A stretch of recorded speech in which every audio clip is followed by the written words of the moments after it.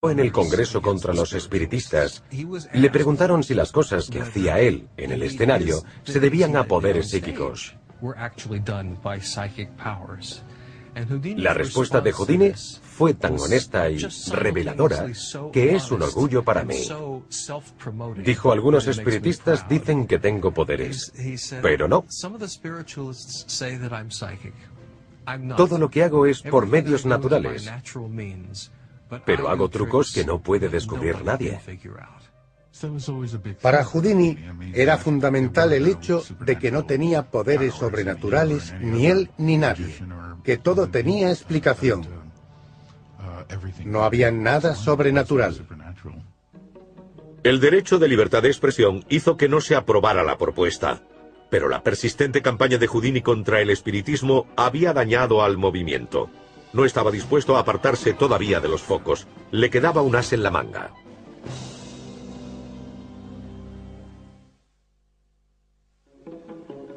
Tras 26 años de escapes sobrecogedores en las calles de las ciudades y en salas de vodevil de todo el mundo, Houdini decidió apuntar alto y ganar respetabilidad con un gran espectáculo en 3 actos en el Great White Way en Broadway, actuando puerta con puerta con obras de George Bernard Shaw o Henrik Ibsen.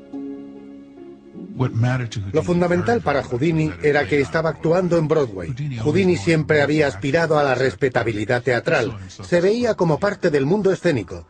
Fue un bonito regreso a la magia al final de su carrera. El espectáculo cubría toda la vida de Houdini en la magia. La última gira de Houdini era una obra sobre él mismo.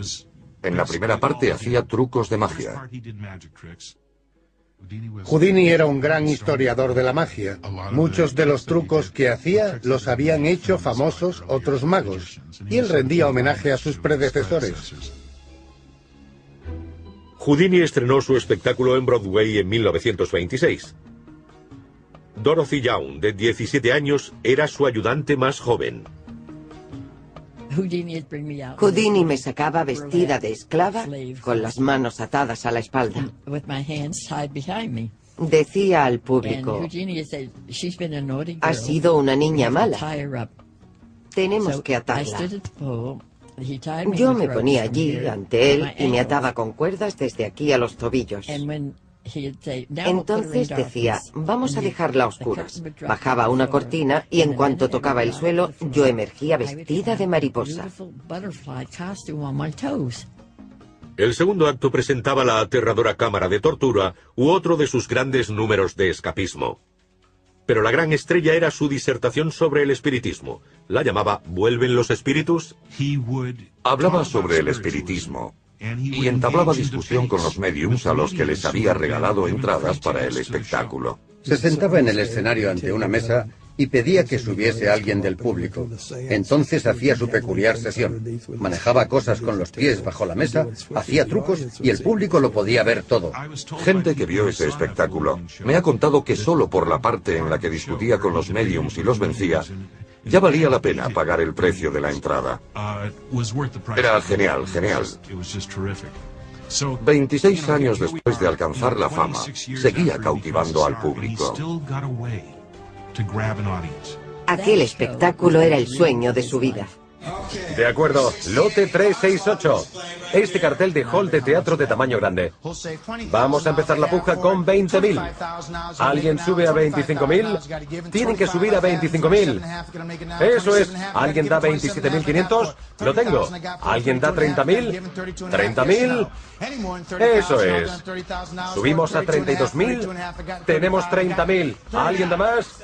Tenemos 32.500. Subimos a 35.000, 37.500 por teléfono. Subimos a 40.000. Subimos a $40.000. ¿Alguien sube a 42.500? ¿No? 40.000 a la una, 40.000 a las dos. Vendido por $40.000. Enhorabuena. Pero pese al triunfo, Houdini seguía buscando retos. Y los encontró en un mago emergente llamado Rahman Bey. Poco antes de fallecer Houdini, y puede que esto afectase a su prematura muerte, había un místico egipcio llamado Rahman Bey, que estaba recibiendo muchísima atención en Nueva York. Lo contrataban para actuar en las fiestas de la alta sociedad y en los teatros. Estaba ofreciendo actuaciones muy similares a las de Houdini.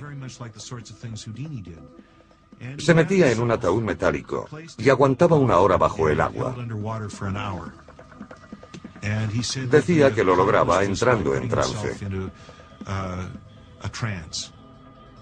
Houdini no creía en el poder de los trances de Rachman Bey. Él ya había hecho muchos de esos trucos y había revelado los secretos en sus escritos. Se ofreció para reproducir el truco bajo el agua, pero sin entrar en lo que Bey llamaba trance. Mandó construir un ataúd idéntico. Los científicos calculaban que tenía aire para 5 minutos. Esa era la cantidad de aire limpio. Pero si mantenía la calma, podría aguantar más. Pero Houdini no estaba tan en forma como 20 años antes. Tras 50 minutos tenía problemas para respirar. La temperatura en el ataúd superó los 37 grados. A la hora y 28 minutos comenzó a ver luces amarillas, un síntoma de grave falta de oxígeno. Aguantó 1 hora y 31 minutos. Superó al otro tipo en 31 minutos. Triunfó, pero ¿había ido demasiado lejos desafiando a la muerte? Cuando salió de la caja tenía muy mal aspecto.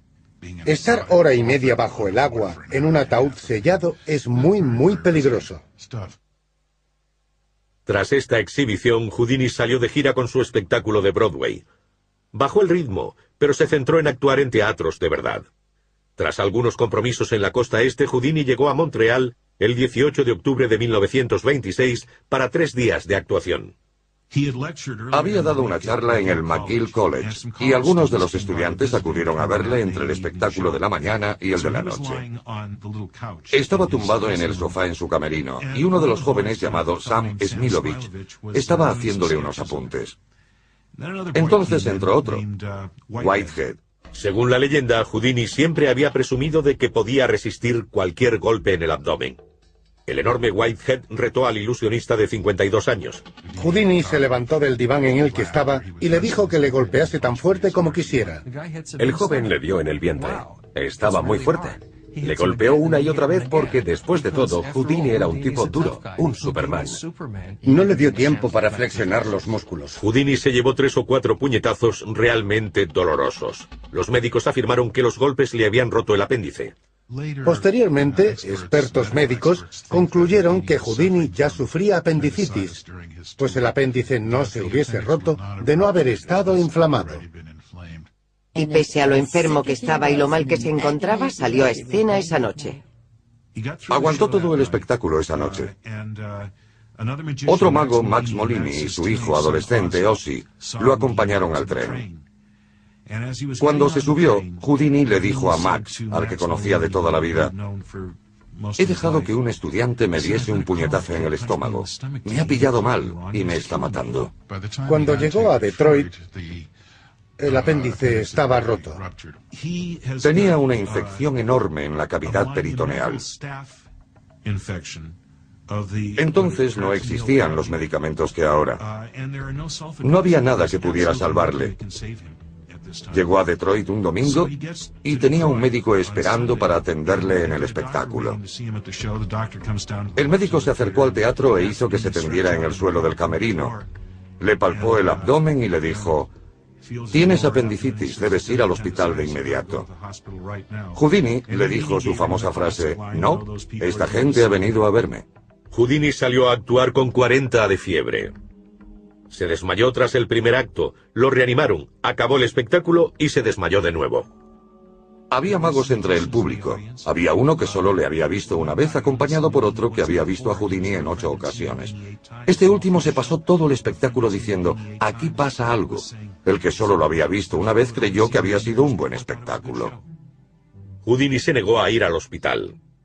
Hasta las 4 de la madrugada su médico de Nueva York no logró convencerle de que fuera al hospital Grace. Le operaron y le dieron 8 horas de vida. Estaba agonizando, agonizando. Pero no murió tan pronto. Debía estarlo, pero era tan duro, un hombre tan fuerte que aguantó 7 días. Un familiar suyo, que era médico, fue a visitarle. Se puso a alabar la carrera de Houdini. Y él le contestó: Todo lo que hago es más o menos mentira. Tú eres el que realmente hace cosas. Es muy heroico. Creo que Houdini siempre fue consciente de esto y quiso que quedara claro en su lecho de muerte. Dijo, voy a recuperarme. Pero al cabo de una semana admitió, se acabó. Eso es lo que dijo. Se acabó. Es triste. Houdini murió el 31 de octubre de 1926. Tenía 52 años. Había actuado la mayor parte de su vida y más de la mitad de ese tiempo había copado los titulares, pero incluso tras la muerte sus admiradores no le olvidan.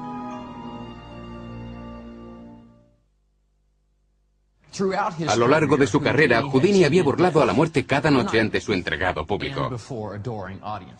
Sus admiradores no iban a dejarle marchar. Durante 80 años, sus seguidores se han reunido en el aniversario de su muerte, el día de Halloween, por si faltaba algo para invocar su espíritu. Situad todas las manos en la mesa en posición de medium. Te pedimos que vengas. Que vengas a la capital mundial del espectáculo. Que demuestres que también puedes liberarte de las ligaduras de la muerte. Demuestra que es posible. En la muerte como en vida, Houdini atrae a las masas. Miles de personas asistieron a su funeral en Times Square el 4 de noviembre de 1926. Fue enterrado junto a su querida madre en Queens, Nueva York. Como había pedido, le pusieron las cartas de su madre bajo la cabeza. En Estados Unidos, los periódicos siguieron la noticia de su fallecimiento. Los titulares rezaban, el mago se ha llevado los trucos a la tumba. Pero sus secretos estaban muy vivos y en manos de su hermano Jardín, que siguió haciendo los números de Houdini. Su mujer Bess tenía su propia forma de mantener vivo su recuerdo. Durante los años que pasó desmintiendo a los médiums, Houdini advirtió a Bess que cuando muriese todo el mundo trataría de invocarle. Para protegerse del fraude, Bess debía dirigir sus propias sesiones, armada con códigos secretos que habían acordado antes del fallecimiento. Era una carta que Arthur Conan Doyle le había enviado. Rodeó 10 palabras en la carta, la puso en un sobre y creó un código compuesto por otras 10, que es el que está en mi bolsillo. Esas 10 palabras, junto con las 10 del sobre, eran el mensaje que él transmitiría si podía volver. Bess hizo sesiones de espiritismo cada Halloween en el aniversario de la muerte de Houdini. En el 10º aniversario de la muerte de Houdini, hizo una sesión en la azotea del Hotel Knickerbocker. Retransmitieron por radio a todo el mundo esta sesión en Los Ángeles con Bessie y su manager, Edward Saint. Edward Saint era un hombre del espectáculo y le gustaba llamar la atención. ¡Habla, Harry! ¡Habla por la bocina! ¡Abre las esposas, Harry! ¡Haz sonar la campana! Seguía y lo intentaba todo, pero no consiguió contactar con Houdini. Y entonces Bessie dijo, he perdido la esperanza. 10 años es más que suficiente para esperar a cualquier hombre. Durante 10 años, la llama ha ardido fielmente en el sepulcro de Houdini. Ahora la apago. Dicho eso, Bess cerró la etapa de su duelo por Houdini. Pero otros magos siguieron su camino. Sidney Radner, un protegido de Jardín, el hermano de Harry, comenzó a hacer sesiones en 1930 y ha continuado hasta el día de hoy. Cada año el señor Radner reúne a los mejores amigos como Penn Jillette y su compañero Teller en la sesión de espiritismo de Houdini. Los grandes entusiastas seguidores de Houdini hacen la sesión siguiendo las indicaciones de Bess y Houdini de hace décadas. Todavía Escénico. Fue un bonito regreso a la magia al final de su carrera. El espectáculo cubría toda la vida de Houdini en la magia. La última gira de Houdini era una obra sobre él mismo. En la primera parte hacía trucos de magia. Houdini era un gran historiador de la magia. Muchos de los trucos que hacía los habían hecho famosos. en el Congreso contra los espiritistas, le preguntaron si las cosas que hacía él en el escenario se debían a poderes psíquicos. La respuesta de Houdini fue tan honesta y reveladora que es un orgullo para mí. Dijo: algunos espiritistas dicen que tengo poderes, pero no. Todo lo que hago es por medios naturales, pero hago trucos que no puede descubrir nadie. Para Houdini era fundamental el hecho de que no tenía poderes sobrenaturales ni él ni nadie, que todo tenía explicación. No había nada sobrenatural. El derecho de libertad de expresión hizo que no se aprobara la propuesta, pero la persistente campaña de Houdini contra el espiritismo había dañado al movimiento. No estaba dispuesto a apartarse todavía de los focos. Le quedaba un as en la manga.